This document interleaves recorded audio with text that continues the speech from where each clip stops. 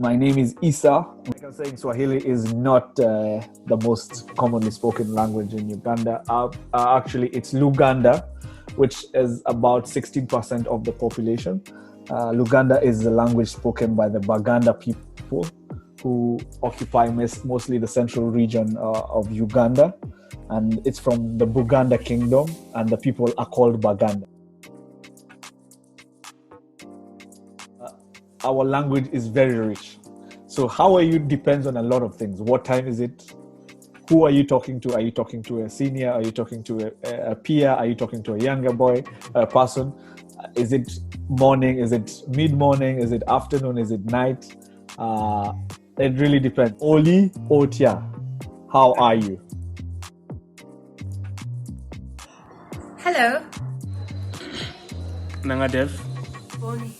Jambo, Mambo, Habari Gani, Niaje.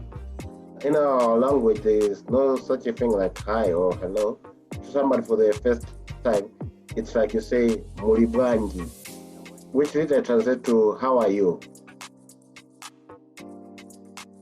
Again, very, very different communities.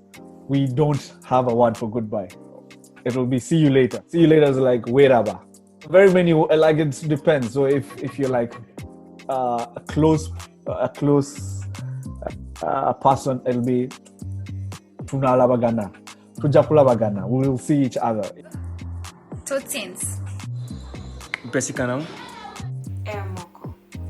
Kwaheri or Tuonane.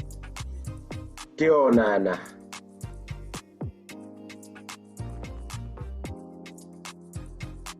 A scenario where you're in a bus and there's an older person standing and you're seated, it will be very taboo for you to keep sitting. And for some reason, the left side is not to be used to greet or to eat, for that matter. Those, I think, are aligned with the values in Uganda. And I think a greater part of Africa. Greeting is a very big element of our society. Like, if you get into a space or an area, it's really very rude not to greet people, and the onus is on the younger person to greet the older people, and it's a very elaborate greeting. Like, it's not like how are you, it's like how did you sleep. It depends. If it's a morning, how did you sleep? If it's afternoon, like how was your morning been? If it's night, how was your day? So it will develop into how is Oliotia, or how are you doing then? How the people back home, and hope you're well. So it's a very elaborate thing. The second thing is, I think, refusing to eat when you've been offered food. That'll be very offensive. It's rude to address an older person without providing some sort of title of respect. For example, if you're addressing a woman, you say Tani.